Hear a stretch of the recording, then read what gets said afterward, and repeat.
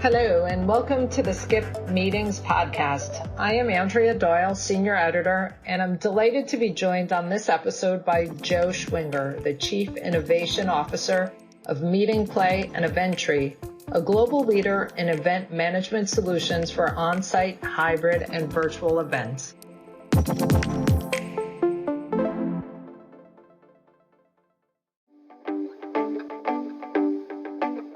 Now for a word from our sponsors, PHL Life Sciences, a division of the Philadelphia Convention and Visitors Bureau. Host your convention or trade show in Philadelphia, one of America's leading life sciences hubs. PHL Life Sciences, the first and only CVB division of its kind, will connect you to the professionals at the forefront of your industry and to a culture you can only find in Philadelphia. A city known for its rich history that's forging a bright future, Philadelphia challenges the expected and defies convention. A world of discovery is waiting. Visit phlife.com to learn more.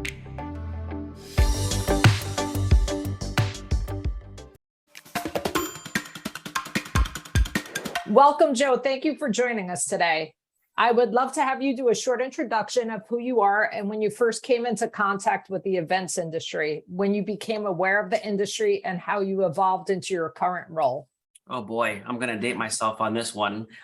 So thank you for asking. My first interactions with the event industry actually was the start of my career at Marriott. So that was probably 22 years ago. I was one of the first e-commerce folks at Marriott International. My first job there was to, and again, this is totally dating myself, put pictures of the hotels on Marriott.com. At the time, it was text only, and they didn't even have images of the hotels. And that was one of my first jobs. But that also started kind of a fast forward, energized initiative at Marriott to take advantage of e-commerce. And they were looking at all aspects of their business, including the meeting and event industry. And I joined a task force called the Future of Meetings at Marriott, which is where we looked at the competitors, but more importantly, we looked at where the future was going to be. And this was when Facebook was going from a college-only platform to a global public platform. So a lot of the work that I did as part of the Future of Meetings was to look at how you can digitize and add attendee interactions through mobile technology, which was actually how I exited Marriott while working with them to build a gamification attendee mobile app called Meeting Play. And that started my journey, roughly 10 years of growing Meeting Play to be a bespoken event technology, which then led to March of 2020, which I'm sure everybody is familiar with. That was the start of COVID. And on-property and mobile apps were no longer a thing, which then led to our foray into online virtual events. And the good news was we actually were doing virtual events for the pharmaceutical environment. So we were one of the first in markets to the virtual environment. And then, as they say, the rest was history. We grew 500, 600% year over year for 2 years, and then had a lot of opportunity to look at how do we sustain this growth and how do we get in front of where the market's going. And that was the great merger that we had in January of 2022 with Eventry, where we became very much a end-to-end solution for our customers, between, starting with call for papers and meeting management, all the way to post-event analytic and reporting. And it's been a wild and crazy 8 months. We've already released 6 new products together, and we're really going after our growth thesis of being that end-to-end solution. And as such, we actually just finished an acquisition of a tier 1 registration company a couple months ago to further round out our tool set for our customers. So, hey, that's my background. That's how I got started with event technology, all the way to where I am today. I have the privilege of being the Chief Innovation Officer, Product Officer over all 3 of these great companies. And really what I do on a day-to-day basis is I meet with clients, I understand their problems and really guide the product to solve those problems with solutions through our technology. Okay, that's fascinating. And you just recently acquired Encore, Event correct? Core. Yes, Event it was Core. roughly about 2 months ago. Okay, that happened in June. Yes. You know what? So that brings me to my next question. How has a dispersed workforce impacted your transition, and has tech helped now that, you have these 3 companies and you're introducing all these new products? Yeah, and it's an interesting question because I was the guy that needed to have everybody in the office to be creative. Oh, wow. Our headquarters previously, before all of the mergers, was in Maryland, and we had an office of roughly, I don't know, 35 folks. And we were that year we were scheduled to grow 100% year over year revenue. So we were looking to grow our staff, and we basically were faced with moving from 7,000 square feet to 20,000 square feet. And we were so close to signing the lease on this unbelievable new location. And COVID, stuck its head in that, thankfully, because through the pandemic, I really was able to adjust my expectations and my work styles around digital activation, harnessing the tools that have become available to us: Slack, Teams, Zooms, all of these online applications for creative workflows. And it has allowed us to scale to, we're almost 400 people now globally. And honestly, I don't think we skip a beat not being in the same office together. We're a very collaborative bunch. Every meeting we get on, our cameras on and everybody's attentive, and you can still see their body language. And the most important thing, our productivity is through the roof. Mm-hmm. We are, as I mentioned, we've produced 6 new products as under the umbrella of these 3 companies together in as little as 8 months. And really, it's been 6 months. That is unheard of innovation at light speed. And I really believe that we went to where the talent was. We hired where that talent was, as opposed to only looking within the geographical areas of our offices. Okay. So the fact that you are 400 people globally, does that make your events more important when you do get your team together? And do you do that often? Can you tell me a little bit about what that looks like? Yeah. And the answer to that question is yes, yes, and yes. So much like we tell people, when we get asked, what does the future of meetings look like? I don't think it's any different than what we think the future of working looks like, right? Like, you're going to have opportunities where you get together, and those are really valuable interactions with your teammates or attendees. And then you're going to have opportunities, 340 days a year where you're working digitally around an initiative. So we do get together quite a bit as a leadership team. Some of our divisions or departments get together as teams, and those are very concentrated things that you need to be in the room together to do, right? So as 3 companies that are coming together, the leadership's been meeting on what does the future look like of these 3 companies? What does our branding look like? What is our product strategy? Those are some things that get done in a meeting room together. And sales is constantly working together, and innovation. But I would tell you, the majority of the work is being done in a virtual environment in a very, very successful manner. Okay. How do you feel technology and in-person meetings will merge for years to come? So here's where we're at. Some people would say that there was a little bit of an overcorrection in terms of in-person meetings. I don't like to use the word overcorrection because it was, we are humans, right? Like, we need face-to-face interaction, and being, put in a room or a building for 2 years, we're all striving for that face-to-face. And, I tell people the meeting in Anaheim, it may not be that they want to go to that meeting just to be face to face with their colleagues. There's other reasons why they're looking to get on a plane and go to Anaheim. They haven't been on a vacation in 2.5 years. They haven't been in a hotel for 2.5 years, right? Like everybody wants to go back and experience the things that they have been missing. So I don't think that I don't think that there's been an overcorrection. I think that there's been an appropriate flow of people getting back on the road and getting back to their lives, and meetings play a big role. And we have been predicting that we're going to find a medium of on-property and virtual, and that's exactly where things are going.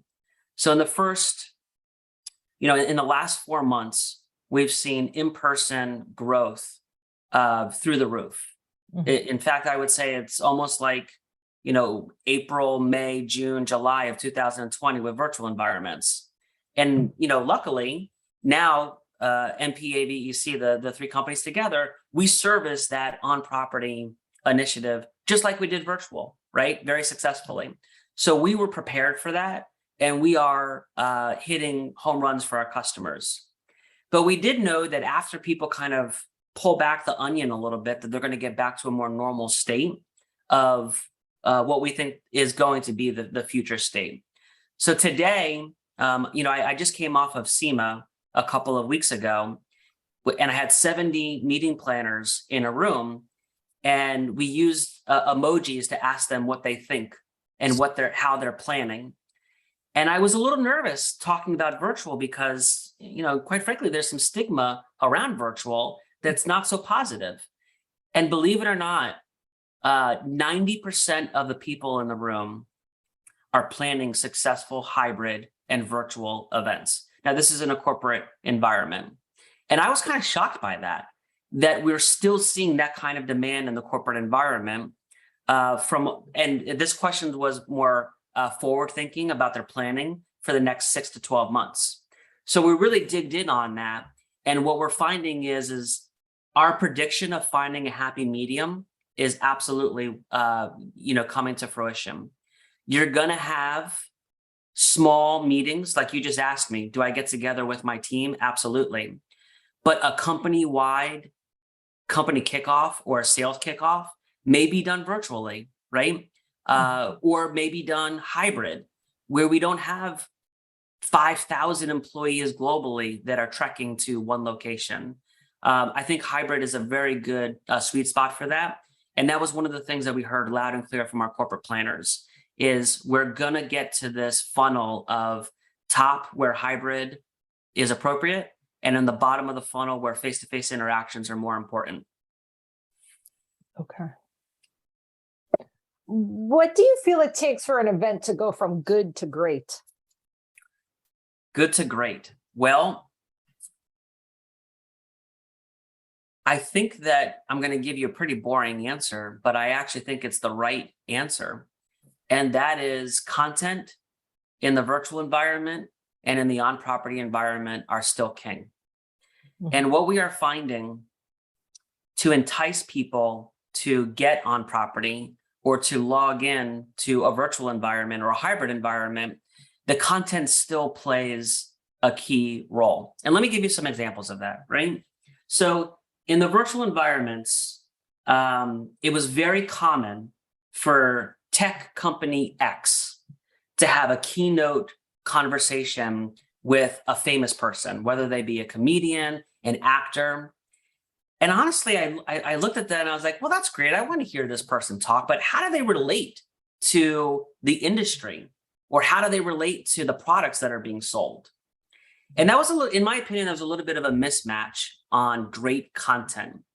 Whereas now, I think our planners have seen that when you can relate the speakers, going back to where we were in 2019, to really be hyper-focused on the touch points of the users, that we find a whole lot more success.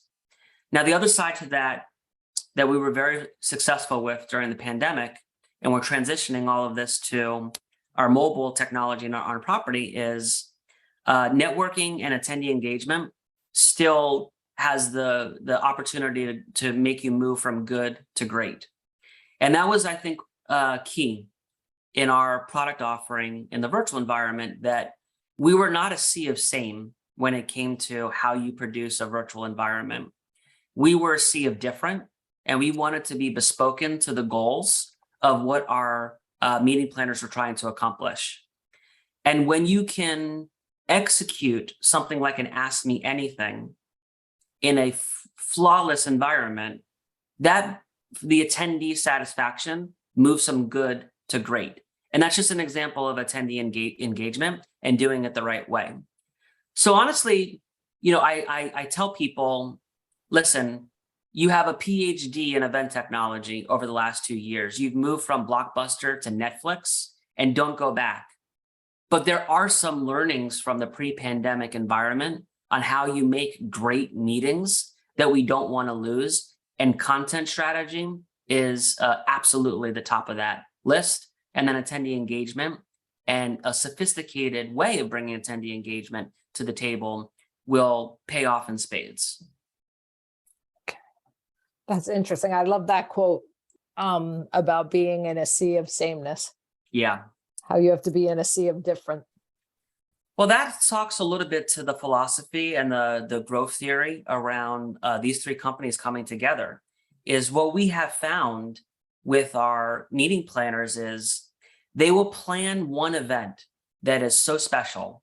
One of the things that I heard when I was at Marriott in charge of e-commerce for North America, every time I would meet with a hotel, the first things out of their mouth were, my hotel is different.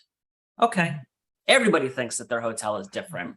Well, in the meeting world, they have that one event that's different, right? It goes against the grain. It's special. It requires a different way of thinking. And that was the bread and butter of what we brought to the table, is a very bespoken solution to where we would understand how they're different and hit a home run around the efficiency and around attendee engagement. But the problem is, once you hit a home run for that special or that tier one event, well, they trust you and they want you to do everything, right? Right. But then everything else is the same, right? So you have to be different and you have to bring something to the table.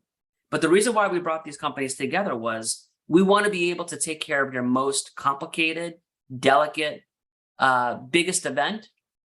But we also want to be there when you have 10 people in a boardroom, right? And you got to service that with event technology.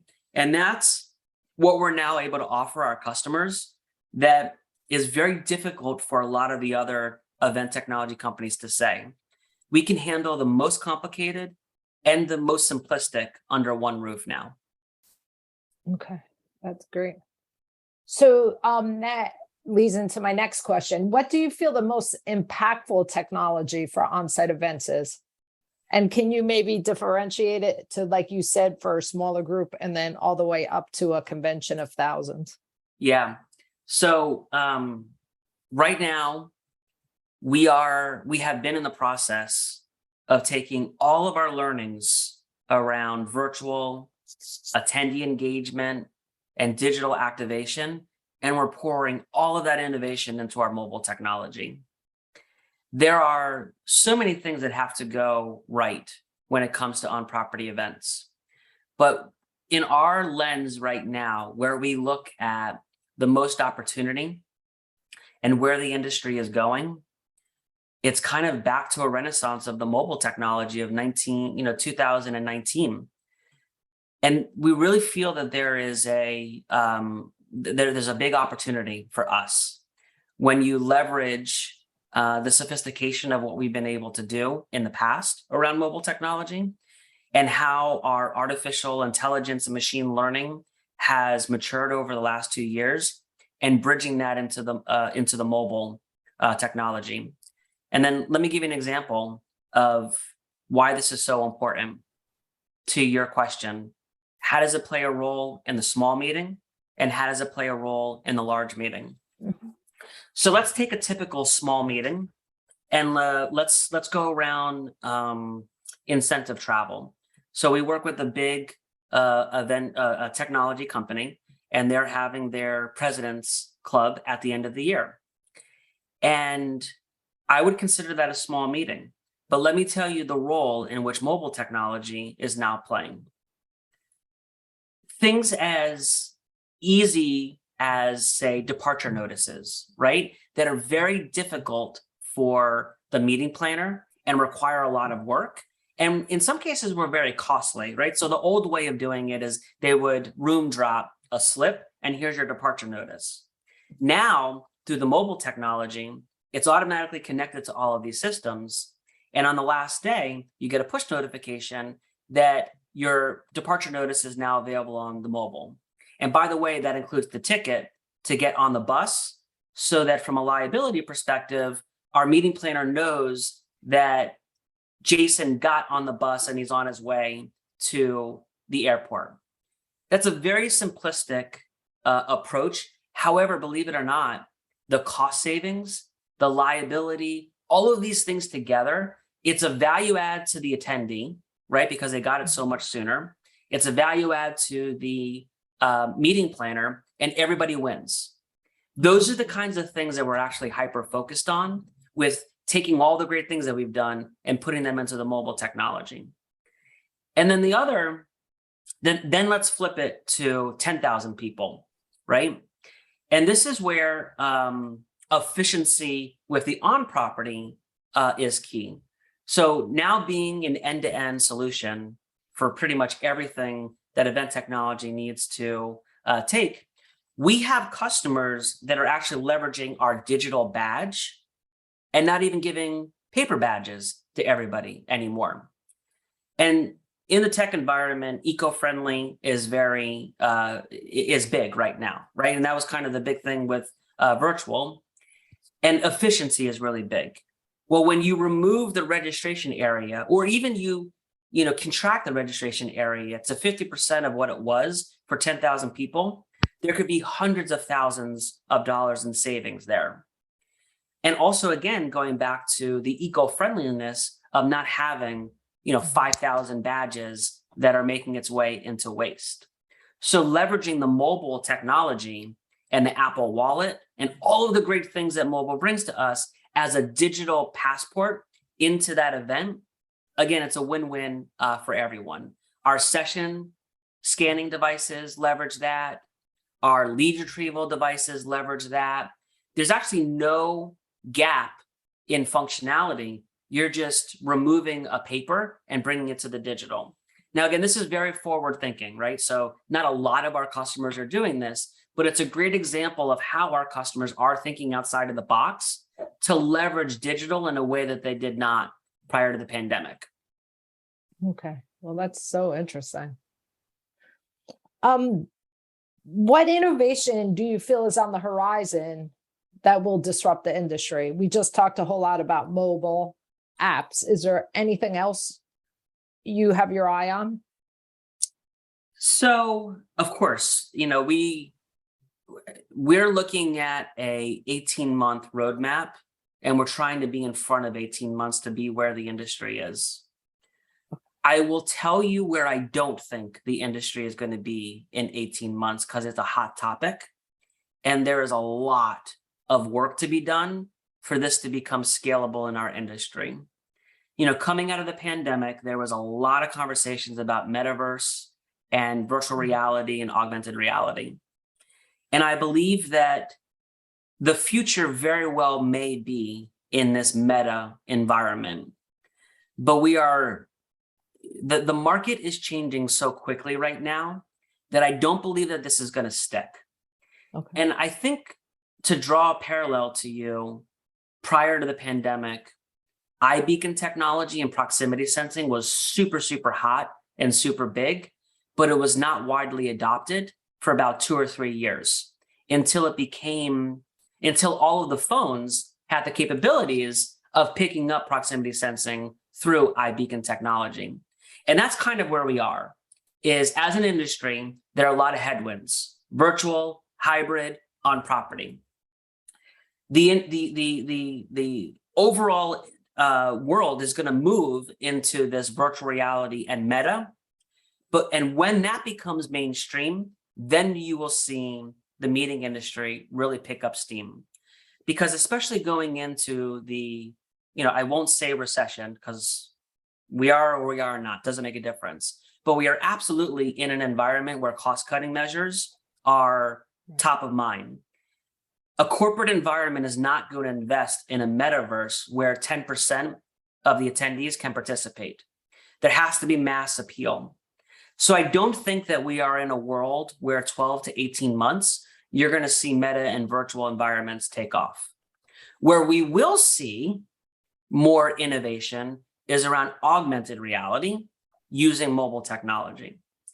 So if I talk to 10 agencies a week, and I typically talk to 10 to 15 agencies that we work with, metaverse and virtual reality at the moment is really not top of mind or part of that conversation. Leveraging, however, augmented reality and the mobile device that's already in their hand is, I would tell you, probably 60% of the conversations that we're having on how to add engagement and slip factor to events. So I think that that's a hot area, is virtual and augmented reality. I think we're going to put a pause as an industry right now until there's better adoption around virtual around metaverse and virtual reality.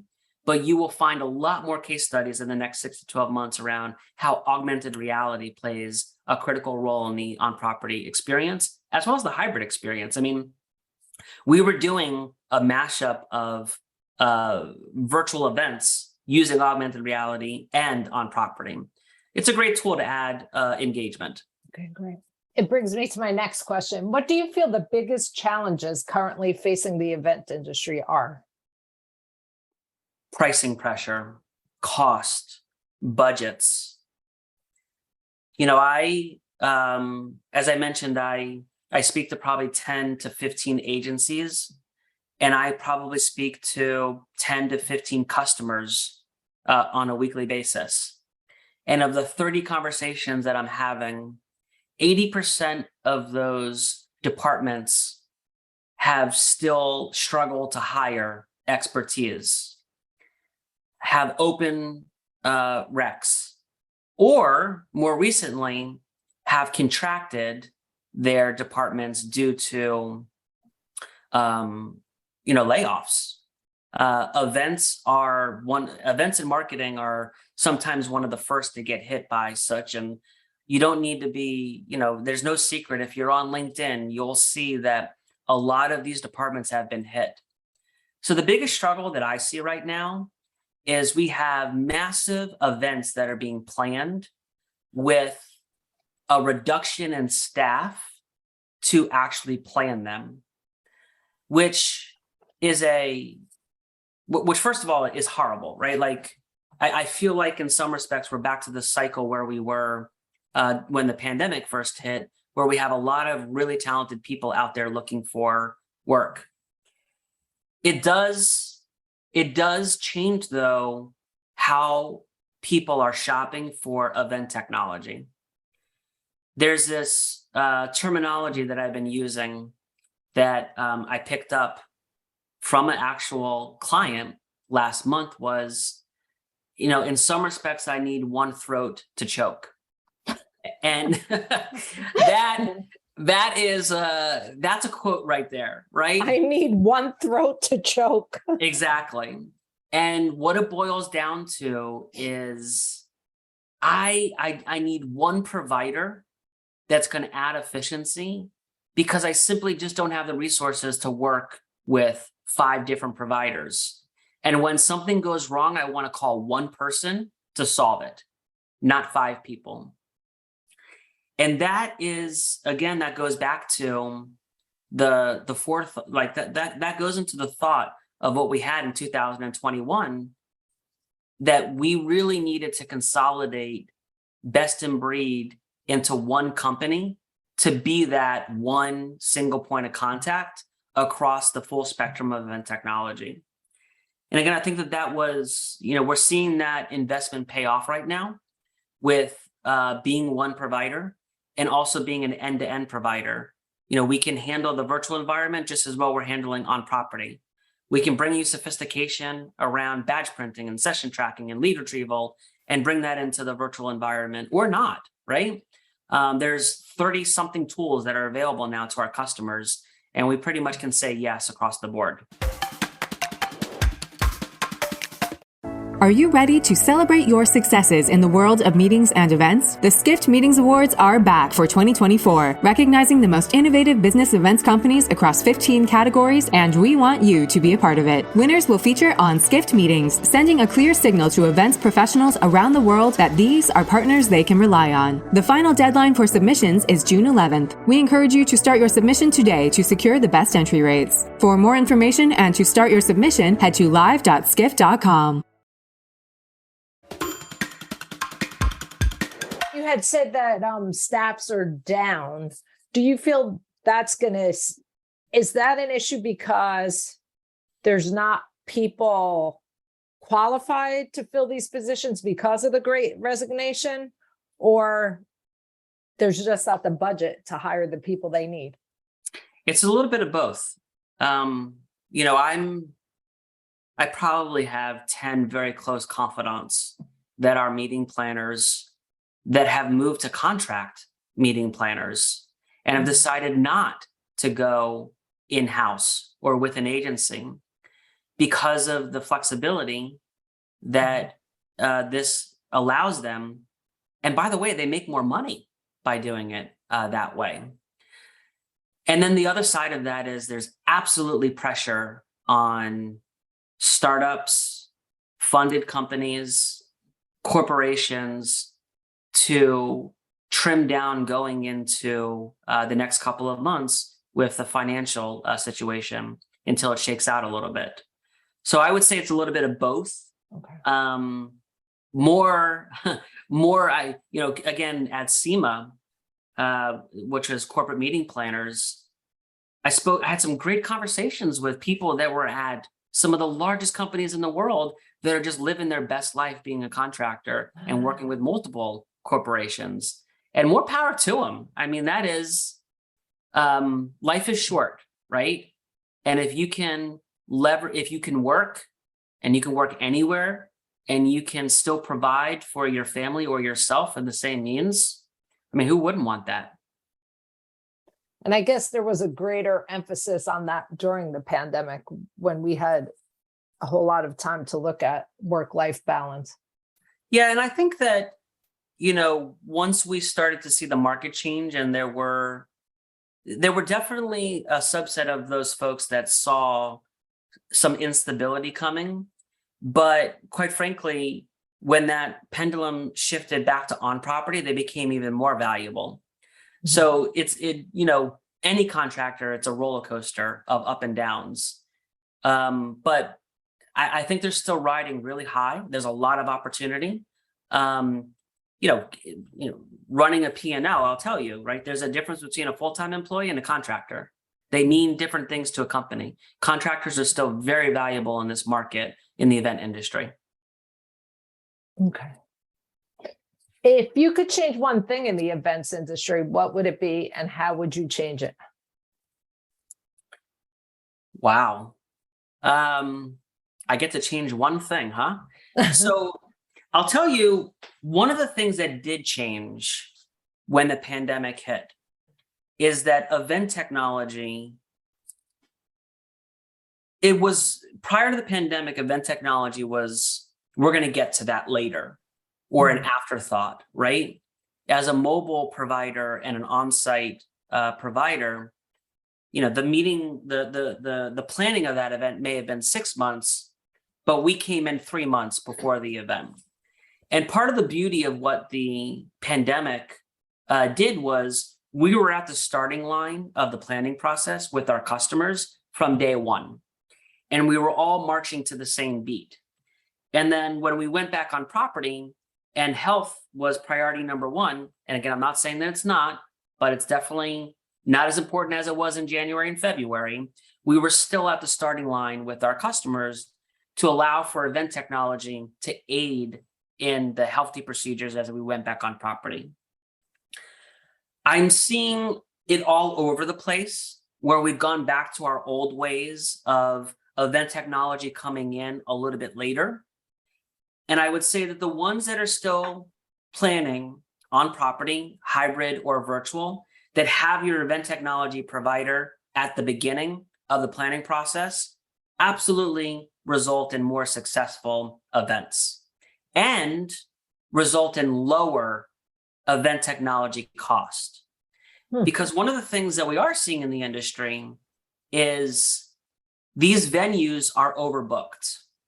The expectations on attendee counts are being overbooked as well. And when you have a game plan from day one, and your event technology provider is a part of all of these conversations, your ability to switch to backup plans and pivot is lower cost and easier, rather than coming in the middle. Oh, and by the way, we need to pivot 3 weeks beforehand and not being prepared for that. So if there's one thing, there's a lot that I would love to change, but I would say that there is there was momentum on parallel planning with technology and the planner that was very beneficial, that we should really keep that in our back pocket. And then the other thing that I would love to change is the perception that's out there that a hybrid event is going to be double the cost and double the work, which is an offshoot of my first comment. When everybody is at the starting line together and we're planning for a hybrid experience, it doesn't have to be double the work and it doesn't have to be double the cost. In fact, if you look at the budgets in 2021 compared to where we are in 2022, we're actually seeing lower cost by doing it together if you do it the right way. And it's all strategic prioritization around what we're trying to accomplish and how the technology plays a role in accomplishing that. Okay. Interesting. What is your vision for the future of events? The vision for the future of events. You know, I'm going to answer that again with the last 8 months that have been really, going back to my comment of a roller coaster ride of ups and downs, where event technology has to play a role in the overall strategy. My vision for the future is that simply an event technology company cannot predict, and more importantly, an event technology cannot influence where the future of events is going. Okay. We have to complement the industry. If there's one thing that has become very apparent to all of the new virtual event companies that have popped up and that are struggling right now, you cannot influence an industry. You go along and you complement and you enhance where the industry is going. And that's why it was really important for these three companies to come together to diversify for our customers and not to put all of our eggs in one basket, thinking that our customers are going to go there. Because again, if you look at what's happened over the 8 months, in January, when the pandemic rised again in December, everything was virtual again. And that was a pivot. And then February and March, we went back to hybrid. And then March, May, June, we saw that pendulum swing to 100% on property in some regards. And now we're moving back to hybrid. My vision for the future of these three companies is exactly what we're executing, is to be in front of these trends, but continue to listen to our customers on where they're going, and do not try and force our customers to go where we want them to go. Because unfortunately, we'll end up like some of the other providers over the last couple of months, where they're, massive layoffs. And some of them, quite frankly, I don't think that will survive. And there's a lot more consolidation that's going to happen in event technology over the next couple of months because of that. We just simply cannot move the industry in a direction that we want to go, that they're uncertain about going. And that, again, comes back to your question around what is the future of event technology? Well, I can tell you right now, it's not metaverse and virtual reality, because that's not where our customers are pulling us. Mm-hmm. So it seems a theme of our conversation has been the importance of diversification. Absolutely. I will say that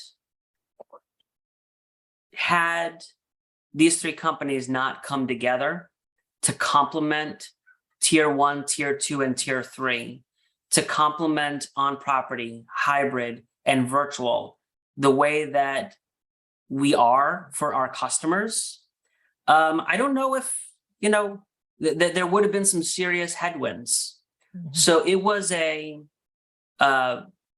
wise bet to bring these companies together to diversify our offerings, because quite frankly, that's what's keeping us moving and growing. More importantly, growing the way that we are. What does the future hold for you and for these three companies? So me specifically, I've never enjoyed waking up every day than I do today, right? Like, when prior to these three companies coming together, I was the founder and CEO of Meeting Play. And with that comes HR, finance, product, sales, 5 million hats. But ultimately, at the end of the day, where my passion is in innovation and product. So for me personally, I just have so many more toys that I get to play with on a daily basis to push innovation and product for our customers. And so for me, that's the exciting part, is you now have really unlimited colors in your palette to paint on the canvas. And we're doing some really sophisticated things for our customers. And for the company, we are making massive investments in our technology. And we are divvying up those investments across, additional features on top of our core platforms, scaling better for our customers, identifying areas where we need to be stronger. And some of that, by the way, came out of the pandemic, right? Like the reporting on a virtual environment is simply just, in our industry, it's not there on the on-property experience, right? And that's an area where we need to invest. And then the other part of the massive investment in our product is, as I mentioned, we've created from scratch 6 new products in the first 8 months of being a company together. That light speed innovation is not stopping. Our roadmap over the next 12 to 18 months is so exciting for what we're going to be able to bring to our customers. So we're in a little bit of a unique situation where I think that you saw hyper investment and hyper innovation in event technology, which has stalled as the industry is moving.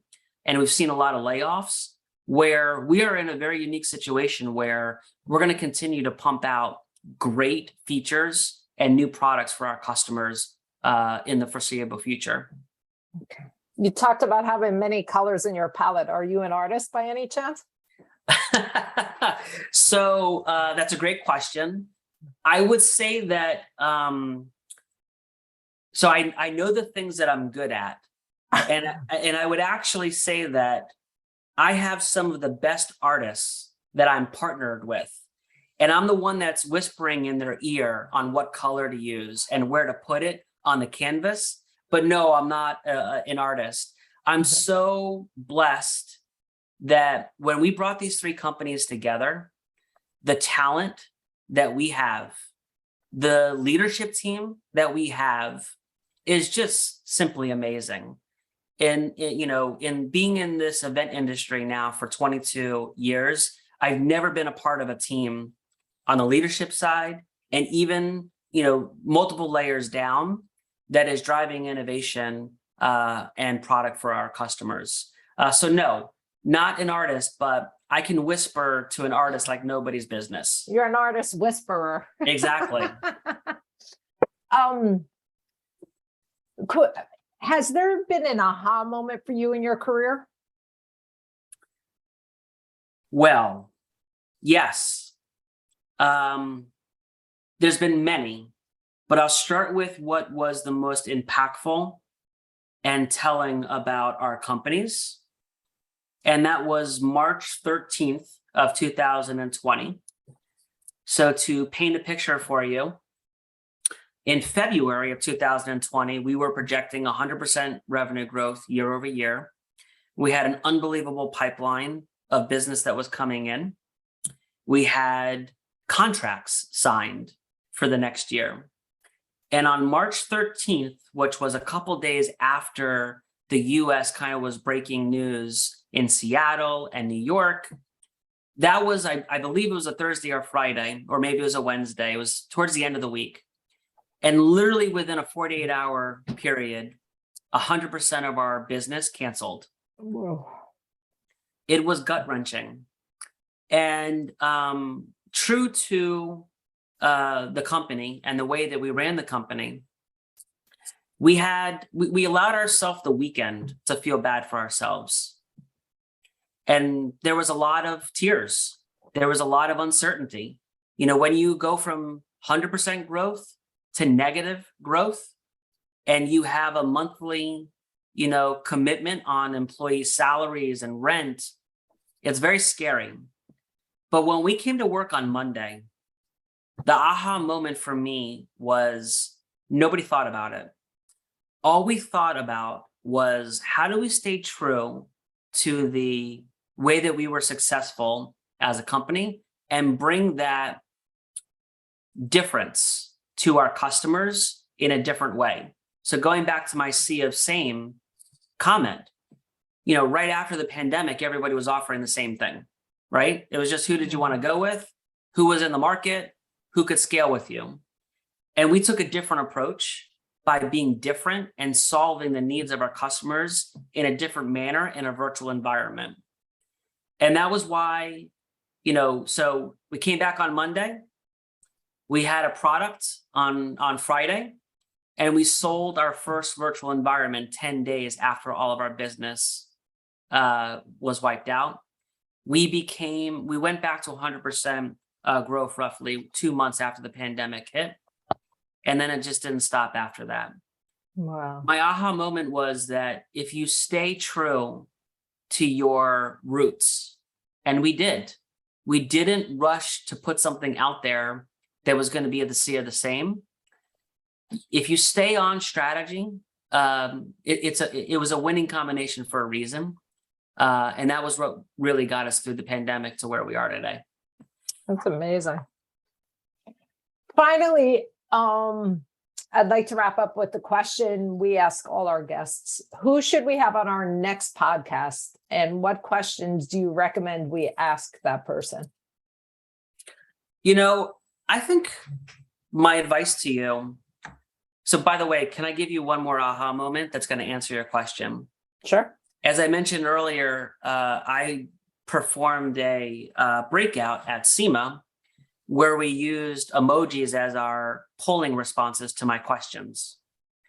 And the aha moment there, as I mentioned, was that I was anticipating that corporate meeting planners would be investing heavily only in property and not in hybrid. Mm-hmm. And it was actually the reverse.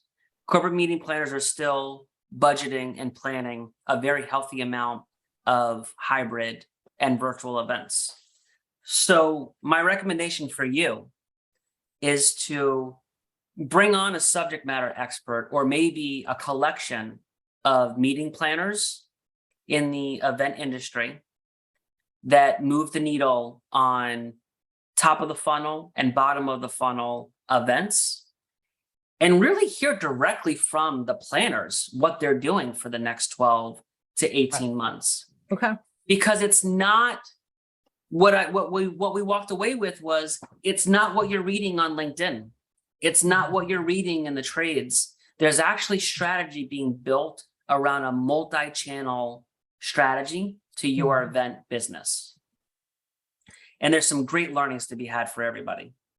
Okay. I'll do that for sure. Were there any questions that I didn't ask you that you feel are important to answer? I mean, you've been so thorough. I don't know. I don't know what else to say. So I'll say no. You've been very thorough. I've really enjoyed our conversation for the last hour. I hope that some people walk away with understanding from the event technology side, kind of how we're thinking and how we fit into their strategy and where we can be of benefit to them. Great. Well, this has been wonderful. I really appreciate your time, and I learned a whole lot. And I look forward to seeing what you have in store in the future. Awesome. We'll talk soon. Everybody have a great day. Thank you so much. Bye-bye.